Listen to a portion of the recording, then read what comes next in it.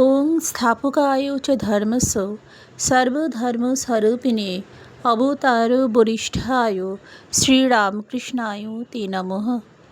জননীং শারদাং দেবীং রামকৃষ্ণং জগদ্গুরু পাদপদ্মে তয়ো শ্রিত্বা প্রণমামি মুহুর্মুহুঃ।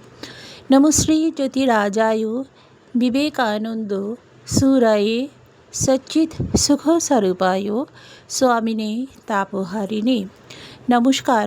ভগবান শ্রীরামকৃষ্ণদেবের অশেষ কৃপাতে আজ আমরা শ্রী শ্রী মায়ের রামেশ্বরম যাত্রা সম্বন্ধে একটু পাঠ করছি।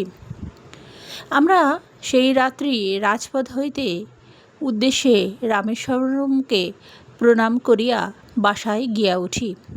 পরদিন প্রাতে সমুদ্র স্নানান্তে যথারীতি উপরোক্ত দেবদেবীর দর্শনান্তে রামেশ্বরের স্থানে গিয়া উপস্থিত হই। রামেশ্বরের বালুকময় প্রস্তরের লিঙ্গমূর্তি কুণ্ড মধ্যে অবস্থিত।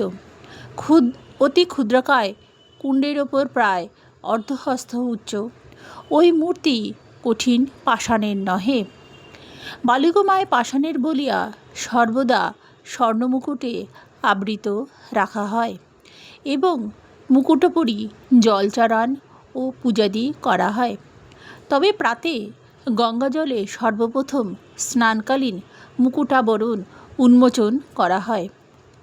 তখন প্রকৃত মূর্তি দর্শন হইয়া থাকে, অথবা কোনো যাত্রী গঙ্গোত্তরীর জল চড়াইতে চাহিলে এবং সে মর্মে রামনাদের রাজার কাছারি হইতে 140 জমা দিয়া অনুমতিপত্র লইয়া আসিলে মন্দিরের পূজারীগণ আবরণ উন্মোচন করিয়া সেই জল বাবার মাথায় ঢালিয়া দেন।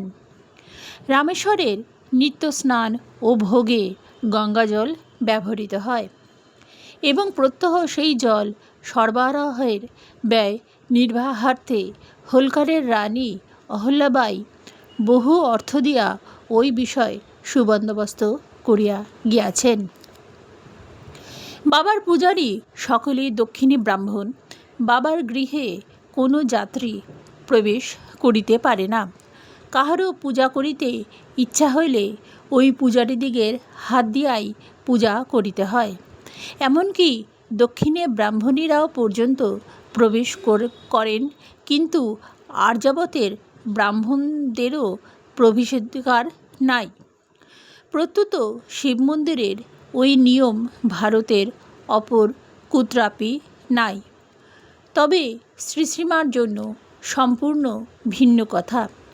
রামনাদের রাজা স্বামীজির শিষ্য এবং রামেশ্বর দ্বীপ ওই রাজ্য অন্তর্গত হওয়ায় রাজা পূর্ব হইতে বলিয়া পাঠাইয়াছিলেন যে তাহার গুরুর গুরু পরম গুরু দর্শনে আসিতেছেন, তাহার জন্য যেন সব সুবন্দোবস্ত হয়। শ্রী শ্রী মা এবং তাহার স্ত্রী ও পুরুষ ভক্তরা সকলেই একদিন স্বহস্তের গঙ্গোত্তরী জল তোলা হিসেবে পাণ্ডাদের নিকট হইতে ক্রয় করিয়া বাবার মুকুটাবরণ উন্মোচন করাইয়া উক্ত গঙ্গোত্তরী জল এবং সুবর্ণ বিল্বপত্রে পূজা করেন। শশী মহারাজ শ্রী শ্রী মায়ের জন্য 108টি সুবর্ণ বিল্বপত্র পূর্বেই গড়াইয়া রাখিয়াছিলেন। আমরা যথারীতি ত্রিরাত্রি রামেশ্বরমে বাস এবং সমুদ্র স্নান, বাবার পূজা ও আরিত্রিক দর্শন করিয়াছিলাম।